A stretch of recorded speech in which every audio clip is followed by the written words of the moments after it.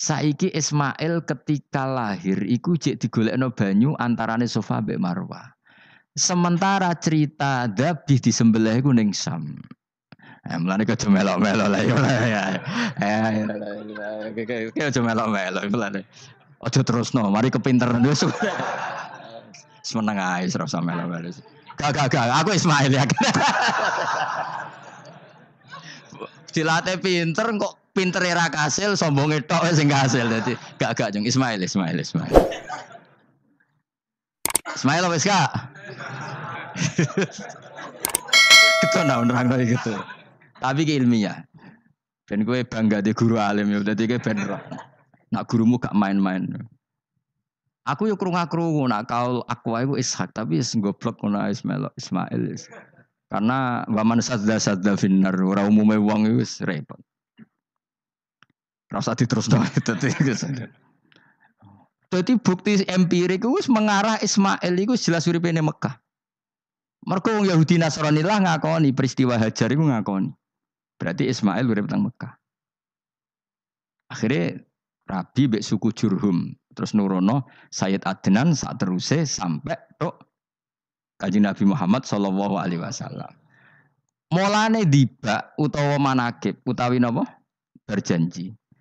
Niku pertama sing disebut abtadiul imla bismillahi terus wa ba'du fa aqulu wa Muhammad bin Abdullah.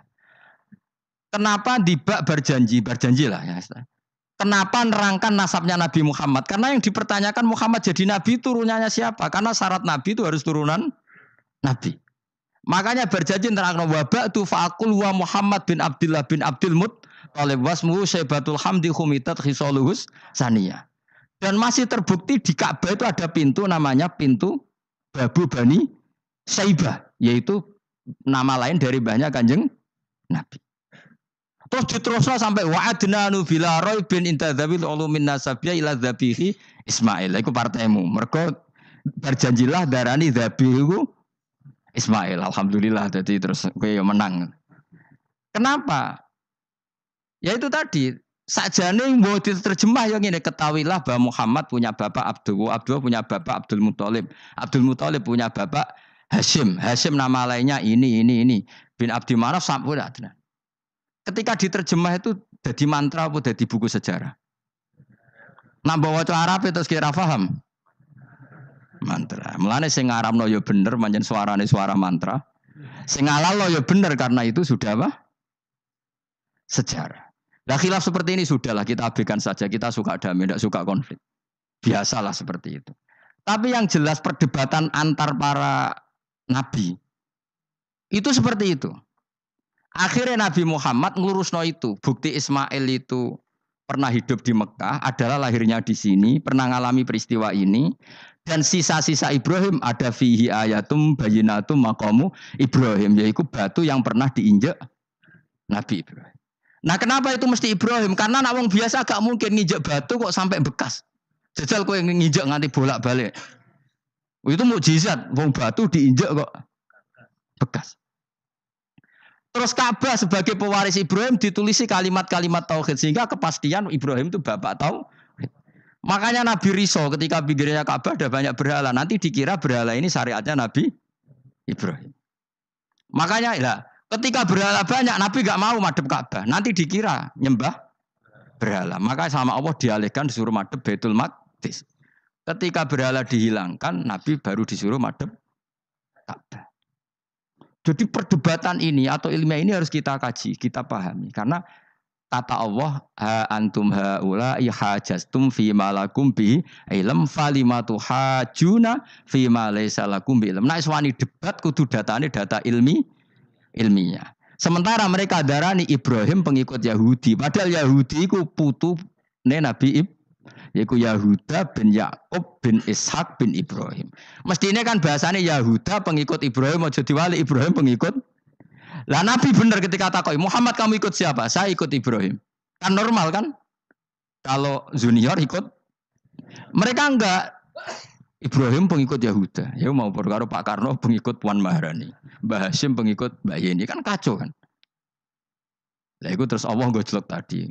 Muhammad kekasihku wis debat secara ilmiah, tapi kamu tidak ilmiah. Makanya lima tuhajuna fi Ibrahim wa ma unzilatit Taurat wal Injilu illa mim ba'di. Kok Ibrahim mbok arani Yahudi piye? Wong penanggalan Yahudi misalnya dimulai kok Taurat. Taurat Musa. Musa iku generasine sakwise Ibrahim. Tapi Ibrahim mbok arani pengikut Musa. Dong ya. Jadi itu masalah-masalah. Tapi ayat-ayat ngono iku ora populer. Kowe seneng ayat populer ya poligami fankihu ma tobalakum. Kowe iku sing ora alim lah wabal. Mergo di kepentingan apa? Poligami. Mbek wong sing seneng ramat, senengane dalil wa mattaqila Allahu makhruja. Tekan dadi wali kepingine untuk duit yang enggak terduga. Dadi uteke ku duit. Padahal syarat saya wali ku ora pati seneng duit. Lah kowe kepengin dadi wali ben oleh duit. Jadi kenapa menjadi wali ben bayar zuku min haitsu la yahtasib. Dadi uteke wis elek. Dadi institusi wali wae demi. Dadi nek aku wali para pangeran rezeki teko min haitsu. Mulane kira bakal dadi wali, ngerutekem cek ngono ora bakal dadi. Ayo saiki Ismail besar. Ismail. Aku ya getun kadang alim kadang getun. Perkarane nyulayani apa? Mainstream. Tapi cara kula ya Ismail sudah tak bilang napa? Ismail. Oh, yes. Ismail Iska Ismail. Nak cacile kan milih sengguri kan. Yang jelas bahwa Ismail atau Ishak kaulani ono pendapat loro. Ya sudah, kan arah Ismail ya Iska.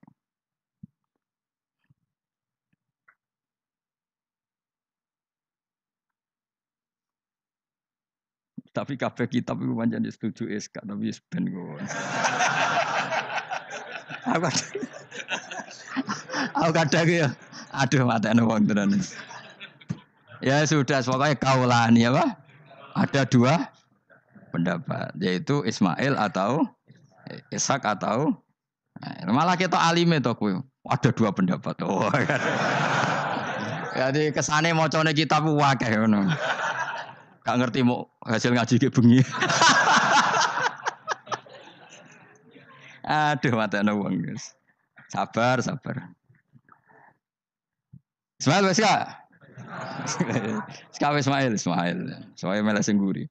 Wa tarakna alaihi fil akhirin salamun ala Ibrahim. Nah, kemudian Allah menitahkan Ibrahim pasti kamu dikenang secara baik. Maksudnya tadi tiga agama semuanya mengklaim Ibrahim itu bagian dari itu. Jadi semua agama mengakui siapa? Ibrahim. Lah yo mbok gedhingi koyo ngono kersane pangeran panjenengan Ibrahim diakui tiga agama kan yo repot. Lah iya kowe ra cocok Ibrahim diklaim Yahudi, diklaim Nasrani, tapi kersane Allah Ibrahim itu orang atau sosok yang dipuji tiga agama. Ya wis kersane pangeran. Ini jelas kalau bersaksi betul di Hebron itu ada makam Ibrahim, Ishak, Yakub. Yakub karena nama lainnya adalah Israel total di sinagog.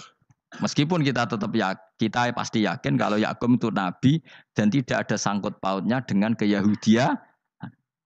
Maka kita statusnya mengikuti Quran saja. Kalau status artefak atau fisik itu tinggal sing gawe makom. Nggih mboten. Misalnya tadi Ibrahim karena makamnya di Israel, Israel dikuasai orang Yahudi, terus mereka tinggal saja ganti kafan ala Yahudi, dikemuli ala Yahudi, selesai. Podo misalnya ono Zaid itu bawali bora, bawali tenan bora, misalnya di makam Wahabi sudah seperti itu. Hanya dikasih tanda di kepala, ndak ada jubah, ndak ada apa. Tapi kebalikannya misalnya, Ruhin mati anak putune sugih kayak cungkup wali besar Ruhin ya terserah. Lah mungkin era kita masih konangan, era nice. Lho nak wali songo karuan ono buktine sejarah secara silsilah. Lah nak sing ra jelas-jelas iki. Mulane cara kula putune wali kudu alim biar urut. Terus saya itu punya catatan sampai Sunan Kudus meskipun lewat ibu, lewat nasab ibu. Tapi supaya penting. Pentingnya tadi, saya masih punya kitab milik buyut saya ke-7 ke-8. Itu berapa coba? Berapa orang itu? Itu setiap saya buka itu langsung putus saking lamanya kitab itu. Sehingga saya tahu itu tradisi nenek moyang saya. Enggak mungkin nenek moyang saya seneng keris, seneng jimat. Nyatane yang nggone lemari ini mau ana kitab. Mbok nek nggone manane keris kan. Artinya ini penting. Ibrahim juga gitu. Ibrahim itu ngendikan dengan anak putune, tinggalanku yo Ka'bah iki, sucikan Ka'bah dari kemusyrikan. Antohiro bidali ta'ifina wal akifina warrukais sujud. Jika orang ingat Ka'bah itu ingat apa? Dipakai kiblatul musallin. Kiblatnya orang sholat. Lalu orang sholat itu orientasinya apa? Adalah tauhid. Berarti Ka'bah didesain untuk kiblatnya para ahli tauhid.